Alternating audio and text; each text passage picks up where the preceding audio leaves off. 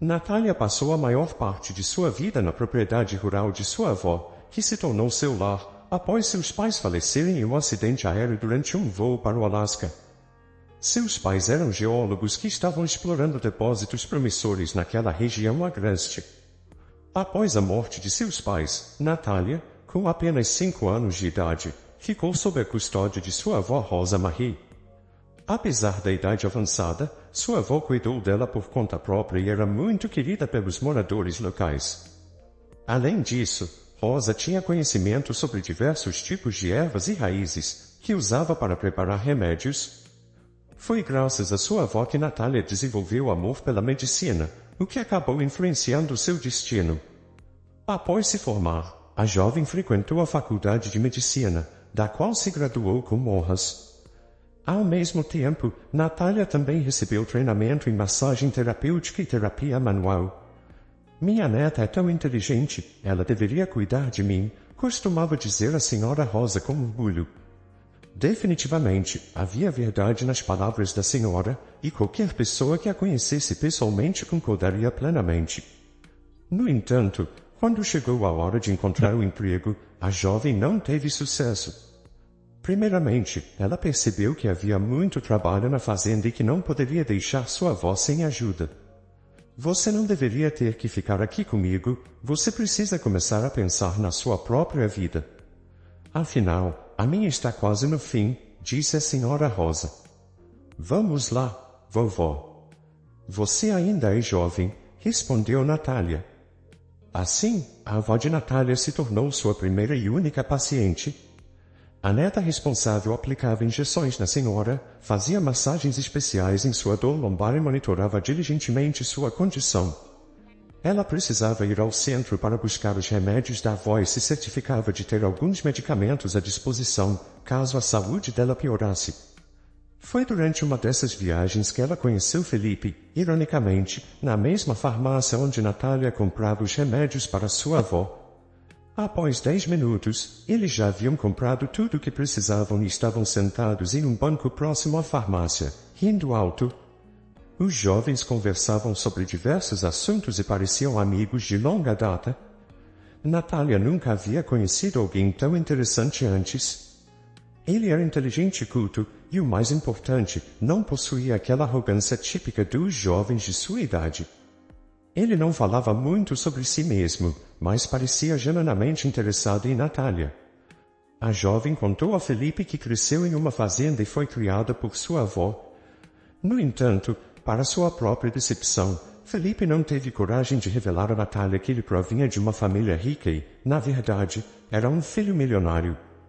Seu pai, André, faleceu em um acidente de carro há 6 meses, e seu avô recentemente caiu de um penhasco enquanto escalava uma montanha com sua equipe. Felizmente, Ricardo sobreviveu, mas entrou em coma desde então. É difícil dizer por que Felipe não mencionou nada disso para Natália. Provavelmente, ele estava envergonhado de sua riqueza e tinha medo de ser visto como um daqueles garotos ricos que esbanjavam dinheiro e não conquistavam nada por conta própria. Claro, suas mentiras deixavam Felipe bastante desconfortável, mas ele estava disposto a tolerá-las, dando respostas evasivas a Natália. O jovem tentou inventar uma história de vida alternativa para si mesmo, acompanhando Natália até o ponto de ônibus. Felipe perguntou se poderia encontrá-la novamente no dia seguinte, para a grande alegria dos dois. Sua nova amiga concordou, e desde então eles passaram a se encontrar regularmente. Isso não passou despercebido por Rosa, que perguntou, quem você está vendo, querido? Por favor, não tente me dizer que você vai à cidade todos os dias a negócios. A senhora Rosa olhou nos olhos de sua neta. Sim, vovó, você está certa? Eu conheci um rapaz. Ele parece perfeito, exatamente o tipo de pessoa que tenho procurado por tanto tempo, respondeu Natália, franzindo as sobrancelhas em resposta. A velha senhora estava muito preocupada que sua neta pudesse repetir seus erros. Rosa nunca falou sobre seu passado e tentou mantê-lo em segredo, mas algumas pessoas mais velhas da cidade se lembram de como Rosa era em sua juventude. Enquanto isso, a mulher idosa sempre foi cautelosa com os novos amigos de Natália e encorajou sua neta a ter cuidado. No entanto, Natália não via nada de errado em seu relacionamento com Felipe e acreditava firmemente que os dois ficariam bem. Por razões que escapavam ao controle do jovem casal, eles precisaram se separar por um tempo, pois Felipe precisava lidar com os problemas nos negócios deixados por seu falecido pai. É evidente que, seguindo sua narrativa, o jovem não revelou nada a Natália sobre o ocorrido. Ao invés disso, ele inventou uma explicação alternativa para justificar sua ausência temporária. Após a morte de André, sua esposa assumiu o comando da empresa. Alana, a madrasta, sempre foi uma mulher obstinada e cruel, o que levou os funcionários da empresa a desistirem, resultando em interferência nos negócios. Por outro lado, Felipe era uma pessoa calma e de alto nível, então ele tomou a responsabilidade de lidar com alguns assuntos e tentar restabelecer os lucros anteriores. Enquanto isso, Natália estava enfrentando um sério problema em sua vida. Isso ocorreu principalmente devido à rápida deterioração da saúde de Rosa. Um dia, a idosa simplesmente não conseguia sair da cama, sofrendo de dores no peito e permanecendo deitada por horas. Quando Natália chamou uma ambulância, descobriu que sua avó estava tendo um ataque cardíaco decorrente de uma doença cardíaca em estágio avançado. O veredicto do cardiologista foi devastador, sua avó precisava de cirurgia com urgência. O cirurgião cardiotorácico afirmou isso, mas quando Natália descobriu o custo da cirurgia, entrou em pânico. A jovem mulher não possuía aquele dinheiro e mesmo se decidisse vender a fazenda, o valor arrecadado cobriria apenas um terço do dinheiro necessário. Natália percebeu que precisava encontrar um emprego o mais rápido possível. Além disso, precisava ser um emprego que encontrasse rapidamente, pois a doença de Rosa continuava a progredir. Infelizmente, todas as tentativas de Natália para conseguir um emprego rapidamente falharam, o que a deixou desesperada. No entanto, a ajuda veio de onde ela menos esperava.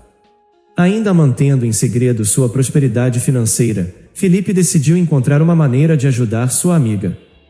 No entanto, o empresário concordou em pagar apenas metade do valor da cirurgia. Foi então que o jovem teve uma ideia intrigante. Apesar de o avô de Felipe ter sido dado alta do hospital, ele ainda estava em coma e precisava de cuidados médicos 24 horas por dia. Por alguma razão inexplicável, encontrar um cuidador para Ricardo foi extremamente difícil.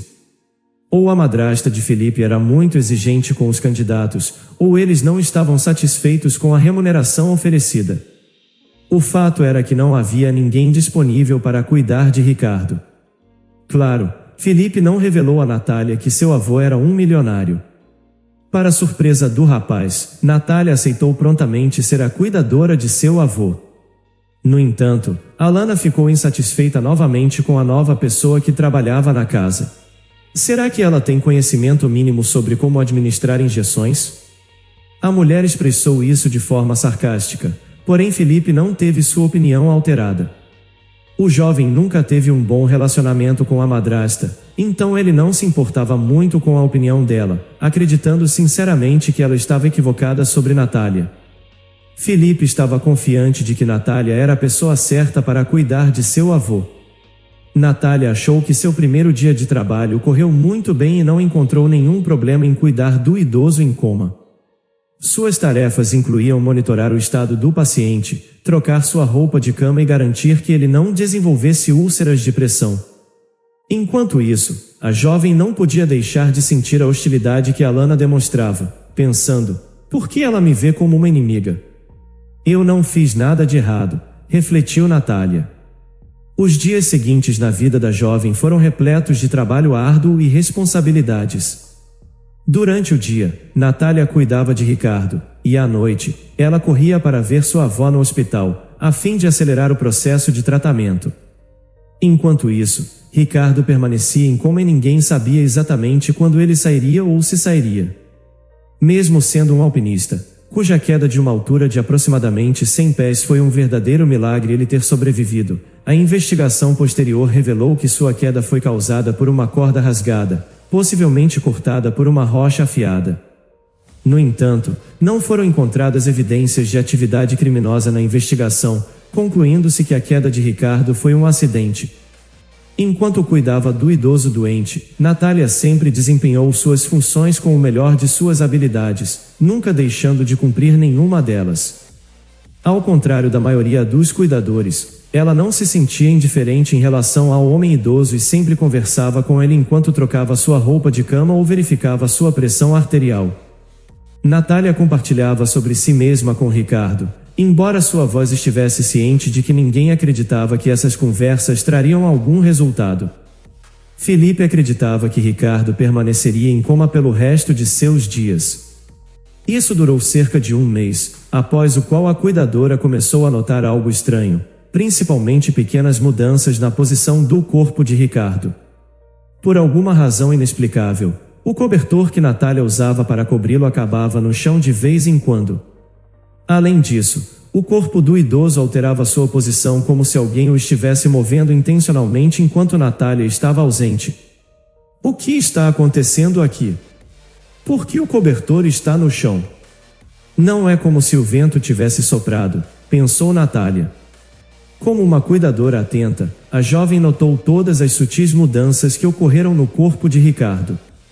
No entanto, o senhor parecia estar em coma, o que surpreendeu muito Natália. Em certo momento, a jovem até começou a considerar a possibilidade de ele não estar realmente em coma, mas apenas fingindo. Mas por que ele faria isso? Pensou Natália. Quanto mais ela pensava nisso, mais inclinada estava a acreditar que Ricardo estava brincando com todos, inclusive com ela. Um dia, a jovem reuniu coragem e se aproximou do homem mentiroso, dizendo: Senhor Ricardo, eu sei que você pode me ouvir. Parece que você voltou a si há muito tempo, mas por alguma razão continua fingindo que está em coma. Se você tem um segredo ou precisa de ajuda, saiba que pode confiar em mim. Ao terminar seu monólogo, Natália olhou cuidadosamente para o rosto do idoso, e para sua amarga decepção, percebeu que ele nem sequer ouviu. No entanto, quando ela estava prestes a sair da sala, ouviu uma voz calma vindo de trás dela: Espere, não vá. Preciso lhe dizer uma coisa. A verdade é que estou fingindo há cerca de um mês, mas não tenho escolha. Estou em perigo, assim como minha família. Nesse ponto, Natália começou a duvidar se o senhor havia perdido a cabeça, mas Ricardo não era paranoico. Tudo o que ele contou a Natália mais tarde parecia plausível e chocante. Claro, a jovem ficou um pouco ofendida pelo fato de Felipe ter mentido para ela e fingido ser pobre. No entanto, ao perceber os verdadeiros motivos por trás de sua mentira, a jovem decidiu não dar importância a isso. De acordo com Ricardo, o acidente nas montanhas não foi de forma alguma um acidente. Alguém cortou sua corda, e 3 meses antes disso, seu único filho, André, morreu em um acidente de carro que parecia bastante ridículo e suspeito. Mas quem iria querer matá-lo? Perguntou Natália. Tenho minhas suspeitas, mas preciso de provas. Eu escrevi um testamento há muito tempo, e Felipe ficaria com todos os meus bens. Agora, pense sobre isso. Quem perderia mais nesse caso? Isso mesmo, Alana, a madrasta de Felipe, explicou o idoso. Foi somente então que Natália percebeu em que família horrível ela estava envolvida todo esse tempo.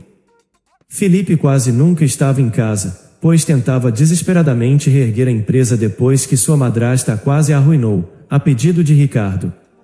Natália testemunhou a mudança em seu estado em segredo de todos durante o dia, quando havia apenas os dois.